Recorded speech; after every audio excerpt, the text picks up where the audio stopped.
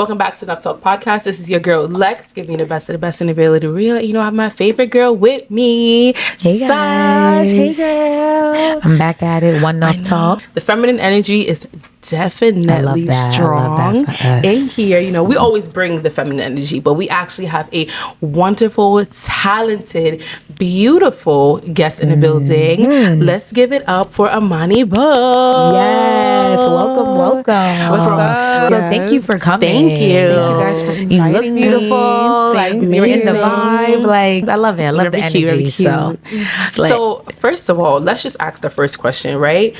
Where did you get your name from? All right. I think that's what the people want now. So my name is Imani, right?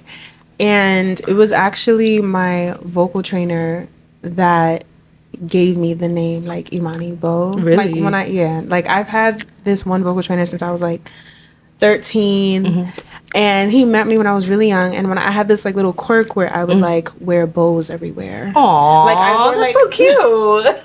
I love that. I would wear bows in my hair. I would like sew them onto my like clothes, like where the buttons would go. I would sew bows there, and so he was like, "You should call yourself Imani Beau," and then I found out there was a way to spell it that wasn't like B-O-W. Right. That's like a name. B-E-A-U is like, but it's like French. It's so cute. It's French. Yeah, It's French. It is I was French, wondering. yeah. I was like, what is it? I was Yeah. wondering. That's cute. No, but that is so cute. Yes. Definitely like a unique twist to it. Because I'm like, Imani Beau, where did she get that from? But that is so beautiful. But yes, so let's get into you. So you're a Brooklyn girl, but you're a little bit different. You're Brooklyn and you're Jamaican. Okay. Period. One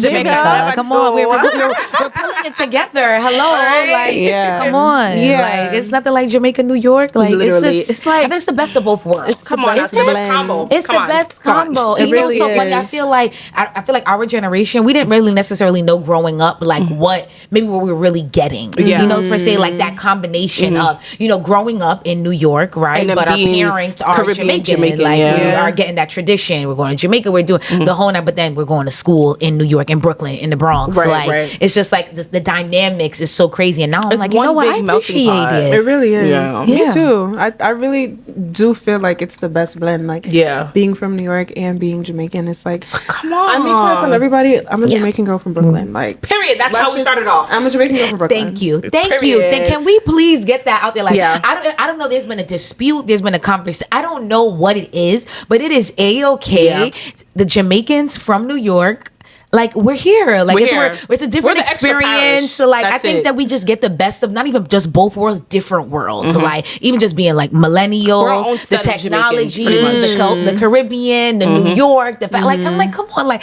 don't stop being mad that we just get everything. Like It's not our fault. what was it like growing up for you in Brooklyn, like, with the dynamic of having a Jamaican household, but then going to school in Brooklyn? So what's funny is I feel like growing up, like amongst First my of all, your lip combo.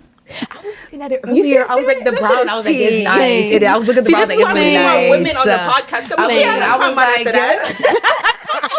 But I can't look so nice. I'm like, yeah, man, that.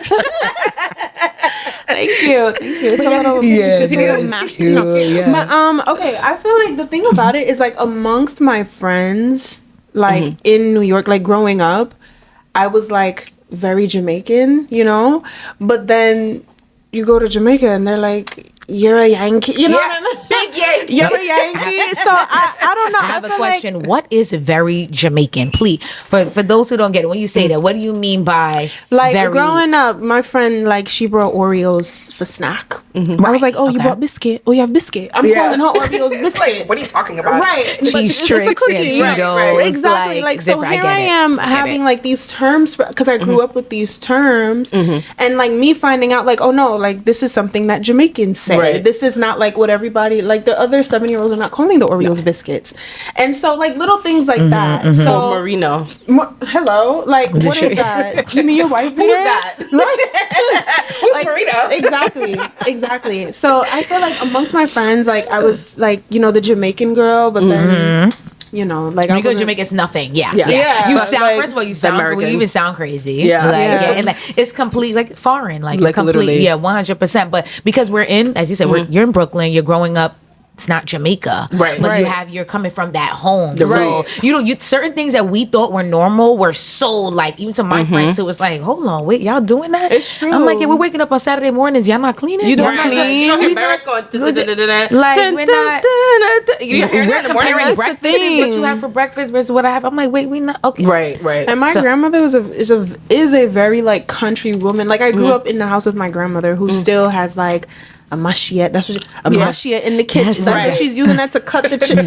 You know, this is what Right. So, So garage. Yes. Oh, weird. My family had it in the garage. Yeah. Yes. People didn't know what that was. We thinking that's normal. And then not you know what else normal. too? I go to my other like family and family friends' house around that age too, and same thing. Yeah. I'm not. And that's the culture of New York City, is that because it's such a melting pot with like different cultures, but primarily Caribbean, it never seemed different. It was just like we're all living the same life. Exactly, right. Like it's like, oh, Yeah. we're just. But when you grow up, like for example, if you go out to college or a different state, you're like, oh, we don't all live the we live- same. right, Like right. there's not a Jamaican, Trinidadian restaurant right in the corner every 5 seconds. Like it's one of those things where it's like when you venture out, you're like, wait. Backtrack. What's going on here? Oh, yeah. Maybe if you go to like a Canada, like a Toronto, or if you go to like a Miami, You go more Caribbean-based yeah, places, it'll it probably is. But be outside similar. of that, it's not. It's really not. And I think Like, that's why we even, like, stand LA. out so much. Yeah. Like as 'Cause a we're, like, people. even in LA, like I have friends that like have moved to LA and like they're Caribbean, like first gen, and they're like, oh my god, I can't get nowhere. Like I can't find a good spot to buy Jamaican food. Yeah, I like heard there's about not that. a lot of. Yeah, that's I've been to LA crazy. a couple times and they're really Really? No, I'm not an East really. Coast I'm not saying girly. there isn't any. It's just so rare. Yeah, that far and few. It's And the is it thing even that good? people, Caribbean people talk Girl, I about. couldn't tell you. I'm funny about I buying think maybe Jamaican more food like outside. private chefs and Who like they cook the corn? cater. I'm funny about that. Miss Who Cook What? No, Yeah. right. But speaking of getting back to the music, right? So of course in New York City there's a lot of hip hop, there's a lot of R&B, and there's reggae and dancehall. How did you put that combination together to get like your music? Well, first of all, how did you even get into music? Let's start there first. Ooh. What shaped you to get into that? So my family is very musically inclined. Like my grandfather played the guitar. My mother was a singer in Jamaica. She actually had a whole album before she migrated to the Share the States. teas. We gotta look mommy Girl, you up. want to know that I haven't heard any? I think when she migrated, like it got lost. Like you understand? So Yeah. it was one of those things. Okay. We gonna find But she, but she was a singer. My father had like a sound system. My uncles had a sound system. So there was always music, and the stuff that they would play, like it was real singers and like real song structure and like so it was like you said, like Barris, you mentioned Right. Barris, like that's a man that puts a real song together. Right. It has a first verse, a pre-hook, a hook, might have a bridge, like Right. and so I feel like my ear got like acclimated to that kind of thing early on. And then like my father, like he listened to a lot of like jazz and like big band in addition to like the reggae, but he listened to a lot of like jazz and like Frank Sinatra and like Tony Bennett. And like my mom listened to a lot of like the big voices, like Mariah Carey, Whitney Houston, Tony Braxton, like Jill. So those This is a kinds good of mixture. things. You know what I'm saying? You Like can hear it in your music though. Like just Yeah. saying it, I'm like, Yeah. okay, I listen to a few songs and I'm like, I can hear the like, there's a Yeah, lot like, of mixtures, but it's that like inspiration. They all, yeah, like but they all flow together. So saying that is like, Yeah. okay, now Makes I see sense. it. Exactly. And so I feel like coming from that and like really trying to like figure out what my sound was, because another thing about me too is like I can like sing anything, you know. So growing up like singing anything, I'm like, okay, like well, what do I want to do? Like Right, because right. that doesn't, just because I can sing everything doesn't mean that I should. And so it took me a while to kind of like shape what my sound was. is, And I feel okay. like I'm even still like evolving in it and like finding little like pockets to like you know, vibe in. So that leads me to my next question with you, right? So when it comes to music, when you're like writing and stuff like that, what comes first? Because there's hip hop, there's reggae, there's dancehall, there's all that, and then of course with your background, with your family and stuff like that, what comes first when you start to write, or is it like a blend of everything? So I feel like there's two ways that I usually go about it. Usually there's maybe like a beat. If someone sends me a beat, then, and if I like it, it just comes right out of me, like just like that. But sometimes I'll have like a musician come over to like, I have a home studio and I'll have them come over and like work with me through something that I'm writing, or we'll just build something from scratch, and then I'll take it to a producer and like have it built. Yeah, like built. Like so it'll be like very basic. Like one of my songs I released last year called Home. It started out with just voice and guitar, and then after I did that, I like took it to one of my producers, and he like built it out, like added like all the other elements to it. So it's like one of them tools. Well, I never, you know what's crazy? I never really hear artists say things like that, like literally structuring a song from like inside coming to out your or house outside in. like it's usually like they get a beat, they do a song, and that's just it. Like to hear that you're actually constructing it, that's really, really good. That's dope. You mentioned you had like a voice coach from you were like 13 or before then. Yeah, well, here's the thing. Like when I decided, I was always a very serious child. I was very serious. So when I was in like, let me tell you how I'm in. Like, I said I want this. Period. No, hold on a second. When I was in middle school, before I even got to middle school, I'm in the 5th grade, and I told my mom, I said, listen, there's a performing arts school I'm going to go to. The audition is this day. I'm wearing this. I'm singing this. And we need to get there at this time. I was just very sure. Oh, you knew. I just was very sure that I needed to go to this school. I just had it all planned out. And so anyway, I'm in this performing arts school. And so I started kind of like, I don't know, like treating it like my job. Like ever since I was like in middle school. And then when I got to high school, I was in this dance company that like focused on like musical theater. So it was like focusing on like singing and like dancing and like moving around while you're singing and just being a really good performer. Like they were big on like performance and showmanship, and my vocal trainer came through that like network. Okay. And like so he came like working through there, and then I was just like working with him like one-on-one for a while. That's good. Cool. So you kind of grew into that. Like that was your life. You know, it was like I just said I want to sing one day. It was like I know exactly what I'm doing. Right. So she was serious. I'm like, okay. I was just was like stern. I was very serious. I told my mom, like I was like, okay, we need to go get my headshots done. Like I was very Where did you do your headshots at? Girl, I think it was like CVS. Like I think I think I was like little, like they took pictures at CVS. I'm like, let's go to CVS. You know, I gotta help. What was it? Little press, right? It was a press curl. It was a press, and you know, I got my eyebrows done, and I went and took my headshot. That is so good. First of all, shout out to your parents. Shout out to for even like believing in that, especially Caribbean parents. Oh yeah, I guess because maybe they were into music already, but let's be for real, Caribbean parents be like, if you're not a doctor, lawyer, nurse, teacher, manager, something, some type of financial something, making a lot of money. It's true. Like, and it's so crazy because we come from such a beautiful island that is so full of culture and music, to think that we need to like, I mean, I get it, I'm mom, so I'd be like, listen, if you ain't doing engineering, you know, they think it's so far-fetched. That's what it is. They believe it's far-fetched. Not all. There are some I think with the generation past my parents' generation, they have more like belief, hope, and you know. Right. But I feel like the older generation, they think it's far fetched. Why? Because they don't really. It's not an arm's reach for them. They don't necessarily really know someone that like did that and it really worked. They're like, okay, TV, radio, music, entertainment. They don't really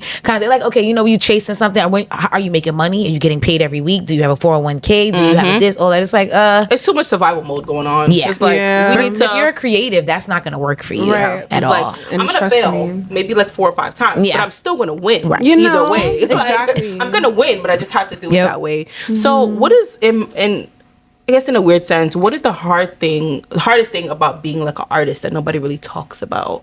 Like being that it's been deeply embedded in you throughout like pretty much your entire life. But what is the hardest thing that you think every day you would have to think about? I don't know if it's not talked about, but I think like in my experience, one of the hardest things, it's not the work, you know, like I have no problem getting up and doing the work. Sometimes it's like the people and the personalities that you got to deal with along the way. And like the people like holding the key to this door or thinking thinking that they hold the key, because nobody's gonna tell me that if me and so is not getting along that my destiny is now doomed. Do you understand? That doesn't make any sense to me. I work on a chicken we adjourn. Exactly. So I feel like that's like the hardest thing. I think that people not being forthcoming, just like the nature of people, the nature of man, I think can kind of get in the way and kind of like let you lose the plot a little bit about why you even started doing what you're doing. And like now you got to deal with politics. You're not being creative anymore. I think that's like, I would say, like you end up losing the scope of everything. Yeah, you know, it's just like I thought we were making music. Yeah, and it gets too political. Hold on a second. Let's say that again. I thought we were making music. How we reach here? Yeah, how we reach how we reach I thought we were making music. So yeah, I would say that's like. Okay. So with all that being said, right, because now it's getting a little political, a little corporate around here, right? How do you stay focused with your Caribbean roots without trying to be mainstream or being forced to be mainstream? You know, I think I just kind of zoom out and just try to keep in mind like why I started, like why I'm like my why. I think I reconnect with like the reason why I'm even doing something. I try to like separate the politics and like the funny business from like what my soul actually needs, and it's this like deep desire to express myself. Like I feel like I just try to stay connected to that.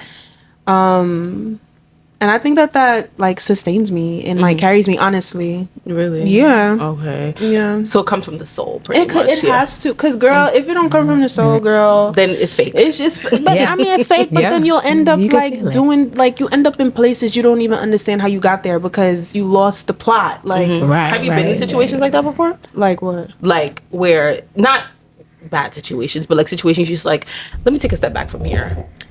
I feel like for me.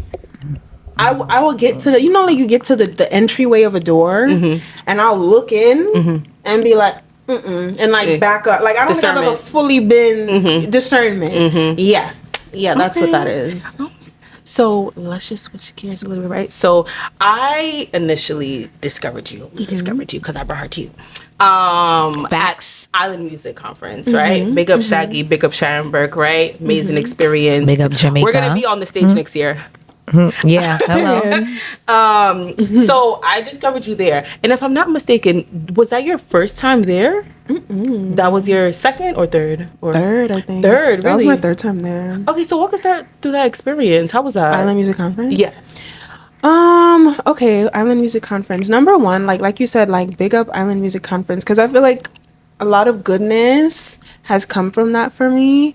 I love going to the island and like connecting with the other artists and like the producers and really just the movers and shakers and seeing really what's going on. I feel like the Island Music Conference for me is an opportunity to stay connected and in tune, like beyond like what I'm doing in music. But I went to the first Island Music Conference, I think in 2023 or 2022, one of them. And yeah, I just was going to like, I was actually like kind of a part of the team, like working and helping and like. Really? Yeah. Wow. Yeah. Because I was like, I need to be here. Yeah, so right. like getting where you fit in. You know what I'm saying? Yeah, like, yeah. And then I really liked it. I liked my experience and like, the second time I went, I showed up as an artist, right? Yes. Yeah, I showed up as an artist, which was like a completely different experience. And then like this last time, I was a panelist and performing. So yes, we love that. We do. We love growth and elevation. You know. Cool. And you were on the Young Artists panel, right? How did you feel when they approached you about that? Like. I was like, yeah. Right. Let's talk about it. Let's talk about it. Okay, yes. I like that. I was like, let's talk about it. Yeah, it's what time. do you want to know? Okay. Like, yeah, actually. That's but what's I mean, up. honestly, I felt good about that because I'm like, this would be so nice to share my experience, especially me having like the connection that I have to Jamaica, like me being Jamaican and like. Right.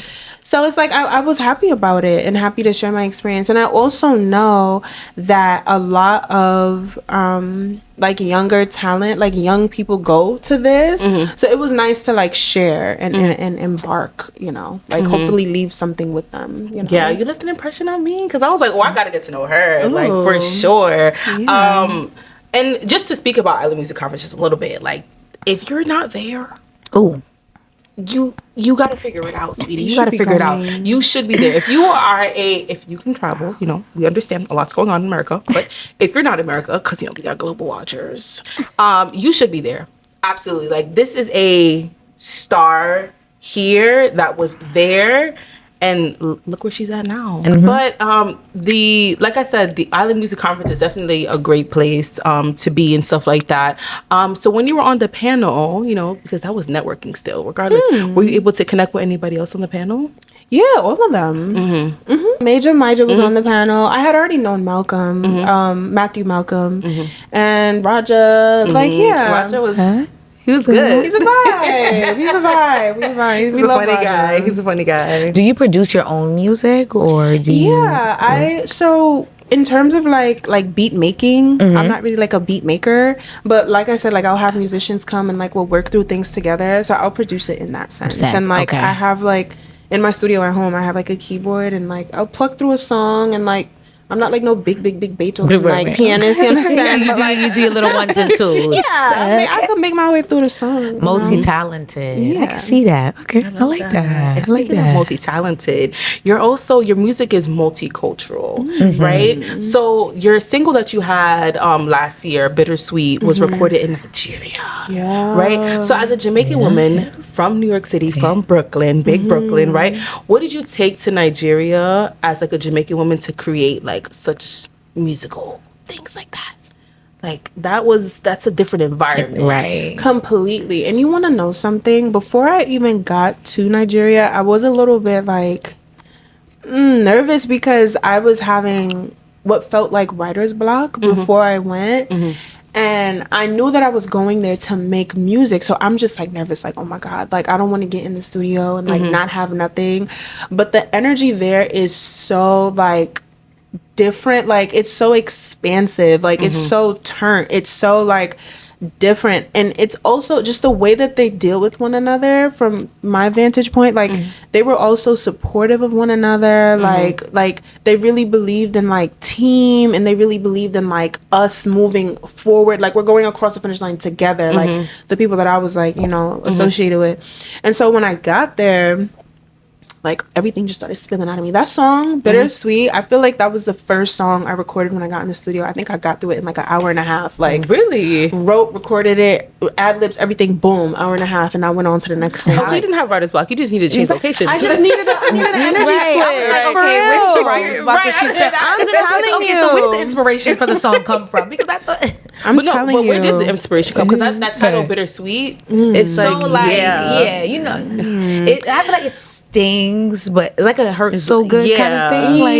Like that came from like a real like experience with me dating someone, and it was bittersweet. And it was bittersweet. No, the song, I love that song because I feel like it's like emotional, and it's like about love, but it's also about like detachment, and it's about like you understand, like it's about like this was cute and I really liked it, and I would have preferred if we would have just kept it cute, but then it got better. Okay. And so I had to like it went left, and like it was I had to let it go, and I didn't want to, but I had to. Like self-respect, obviously. Absolutely, yeah. Got you. Yeah, be like that. You gotta do that. Yeah. And I love that. I love when people put their experiences in music. Yeah. You know what I mean? You can relate. Like, cause I'm thinking of a couple bittersweet. I'm like, I don't know what that feels like. I mean, it makes you relate a little bit more. Yeah. But speaking of like feelings and stuff like that, there's like a deep connection in like the Caribbean, Africa. Like there's like I don't know, it's like going to Jamaica. As soon as you step on the ground, it's just like, right?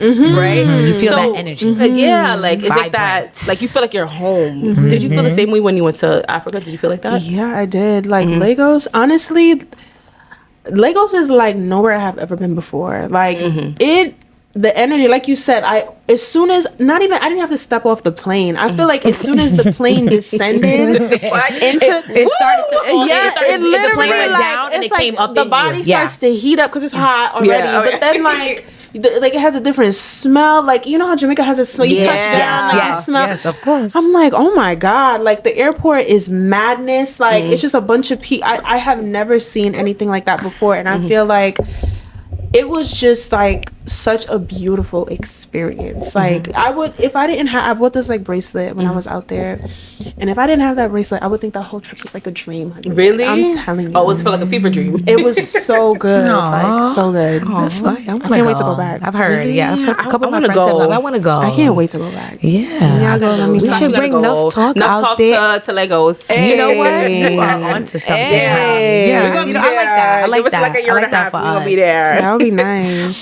But speaking of like, what other music did you make out there aside from that song? None of it is released yet, but I think I recorded like maybe 6 or 7 songs out there, and in the span of like 2 studio sessions, I recorded. Yeah, and I think some of them are gonna come out on my next project. Your next project. And when is that coming out? In a few months. I'm working on the details. You know? I want to make sure it's like perfect. Oh, really? And that's your project Deep Cut. That's correct. My project All right, Deep so Cut. let's get into that. Right. Yeah. So Sounds it's deep. built around vulnerability, emotional clarity, and like I get that aura from you. Like you're very like pour your heart out, whether it's good or bad, into the music. Like if you're mad, put it in the music. If you're happy, put it in music. Right. So the Caribbean culture doesn't always give us that space to be vulnerably emotional, if that makes sense. So how are you able to do that within your music without feeling like the culture is holding you back, but you still want to do your passion? I just feel like it's necessary. I feel like at some point somebody got to get honest. Like we can't like mask everything. Like we can't. At some point, somebody got to start talking about the truth of what's going on. Somebody has to tell the truth. Like somebody has to tell the truth. We can't mask everything behind the sex and the gunman. And the gun, You know. So I feel like it's my duty. I feel like it's a part of my purpose as an artist to like be honest and share openly and vulnerably. Like it's a part of it. I think. I feel like if I'm not doing that, then like I might as well go sit in a corner somewhere. Right. Yeah. Is there a song like on Deep Cut that you're like scared to finish? Yeah, because the title is Deep Cut. Deep like is I feel like it's giving like emotions. what is, like we're like getting there. We're digging You a know, little it's deep. not even about finishing it because I can finish it but it's about putting it out. It's like, okay. Is there a song?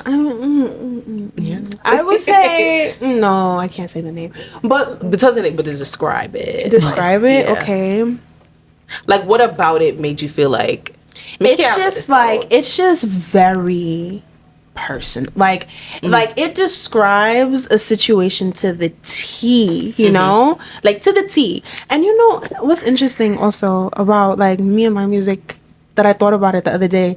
You know how like, and this is kind of probably a little bit weird, but you know how like serial killers, they say that like they always like leave clues so you can find like they always like leave a clue. They do? Yeah, they do. Like a signature or like they have like a signature. Yes. I feel like the way I write my music, like I leave clues. Like I want you to know who this is about. Like I feel like once you hear like this, okay, so like I blocked it for you. You understand? Like, and if I feel like if you're like paying if you attention, know exactly what you're talking about. Okay. Exactly. I feel like I get that. yeah, honey. So that's very interesting. The serial killer thing. Once you said signature, I was like, oh yeah, they do. They be like, it's like stamping. Yeah. Like a stamp. Like okay, like they'll say like, oh, like That's sick. this, You know that. or the right? guy. That's no, not you, not you. no. I'm serial just saying from what I've learned, the emotion, right, and the movement behind it it's somewhat. You know, mind-boggling. That if we're gonna talk they do that for a reason. They're not doing that Because they want you to find They them. want you to Believe find it or them. not- They want you to know something. Yeah. Which is believe it or not, like even though like being a killer is bad, but like it's like their signature, not signature touch, but it's like that's their art. It's okay. Hold on a second. You know what I Okay, mean? yes. You see what I mean? Yeah. She's touching on. Yeah. Yes, So it's this the is art. like, and True. I feel like with the serial killers, it's like I have something to say, and I have something I want to show you, but for whatever reason, I can't just say it right out front. I have to show you. And now I have to keep doing it so you understand. Like, no, this wasn't a mistake. funny. This is what like every person, like I did that today. I took out all their teeth because like I want you to understand that. You understand? Right.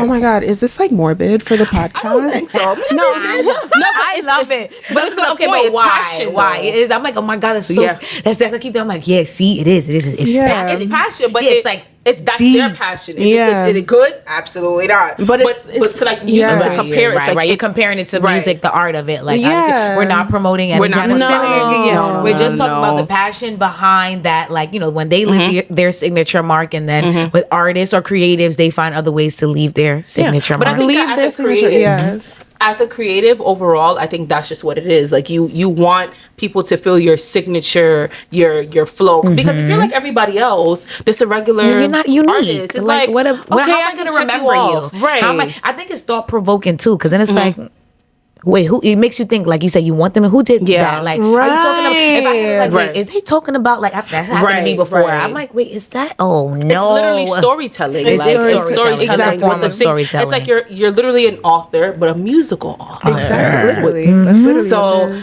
Speaking of, with Deep Cut, when is that gonna be released? Honestly, like I'm working on like a summer release. I'm working on a summer release.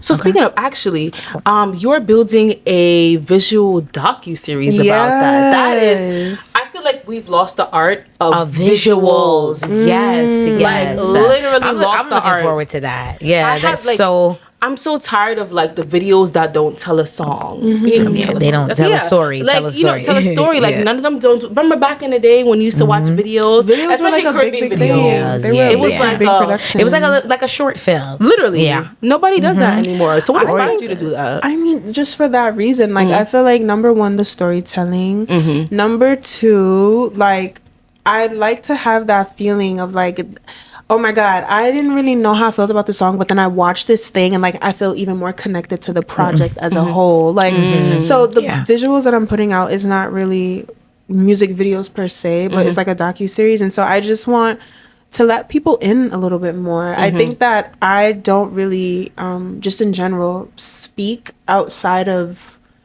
my like music. Like I'm not like the internet, like with my phone walking around like that's not me, or whatever, you know. And I've tried it. It just feels a little unnatural. Yeah, so like it's like it's too much back then. It's just a little bit too much. But I feel like doing this, like having this visual component, gives me an opportunity to like connect deeper with people that support me and want to see what I got going on. Right. Okay. And I feel like it also helps me get to know you better, like on a personal level. Then when I hear your music and I hear certain things, and then now like when I look forward to the videos and stuff, I'm like, it's just gonna like connect. Right. Yeah. And I feel like we missed that point about artists. Like, not saying that we need to be in your entire life, but it's just like, if you're not telling a story in the music, you're making these superficial videos. It's like, how do I get to know you? Like, you could be AI for all I know. Like, for all we know, especially in this time. Like, for all we know, we need to feel, touch, hear, things like that. Authentic, right? So, with your project, is there going to be any mixtures of like dancehall artists, reggae artists, or we'll just have to see? I love to keep me waiting. All right, that's exciting. All right, and it's such a large project, so I can appreciate it like visually, musically, and go from there. Yeah, we're working on it. This is like a question that I always wanted to ask. Do you feel like the Caribbean diaspora gets the recognition of R&B like mainstream music? Do you feel like that's happening? Because a lot of the times when you think of Caribbean artists, you think of Caribbean music only, right? Like you're not allowed to be out of that box and mix it in. Do you feel like now we're starting to get that recognition, or it's still a fight for getting?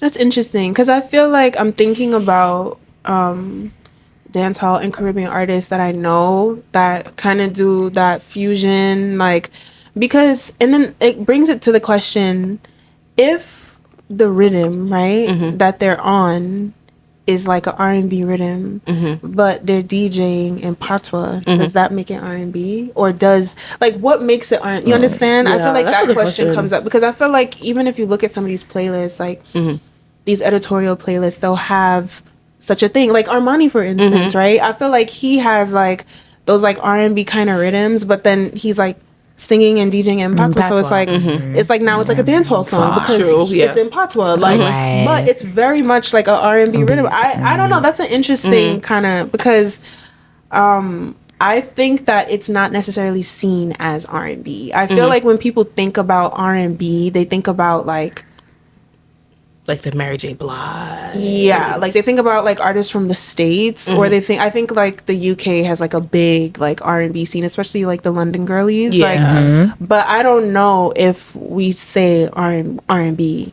comes out of like Jamaica. Like, I feel like there's not really a name for this type of music that you know these artists are doing. Like the Armanis, the Jada Kingdoms, the Diani. Like there's no name for that. I think we're still developing that genre as we speak, right? Because with reggae, dancehall, there wasn't a name for dancehall. Yeah, it was just a sound until you know say, you know what, let's just call this a dancehall, and here we are now. Because you know what it is, they're creating a new sound, right? Prior to there wasn't like that much artists who were mixing R&B, hip hop, reggae, dancehall, their experiences all into one, and kind of like cultivating a different kind of sound and energy. So I don't know what the name is, but there definitely is a name. There needs to be a name for the genre.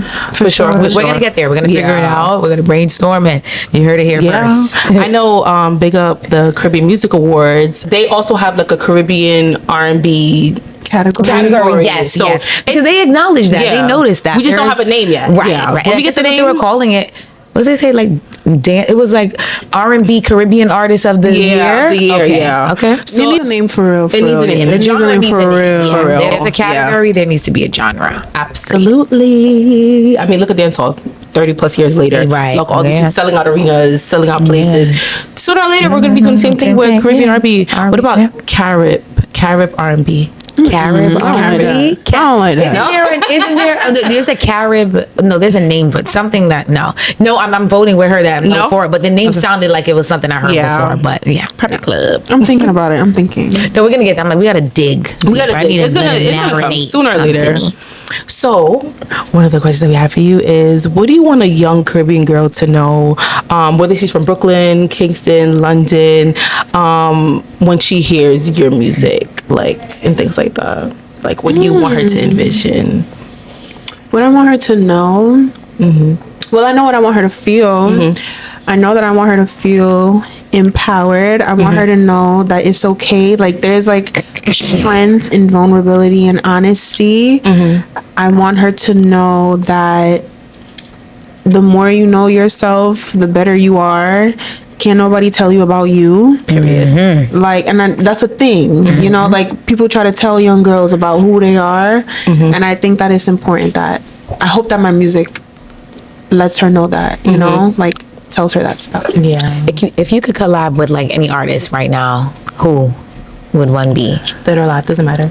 Yeah, you're right. Dead or alive. Okay. Oh, you know what? Pick one passed on and one alive. Yes. That's so hard. Okay. Or like a dream collab. Or you can mix both if you want. Maybe you can do a mixture. I would love to collab with Dennis Brown. Oh, yeah. Or like a Freddie McGregor. Yes.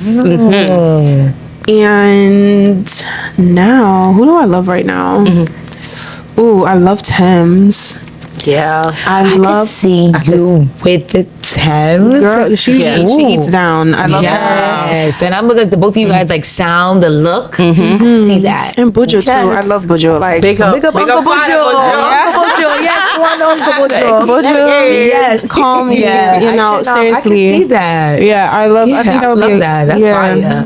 That would be a fire collab. No, for real. Because Buju's like hardcore, and then you're so like soft. It's like the hummingbird meets like the rough streets kind of, but then he still has that reggae vibe that he could tap into.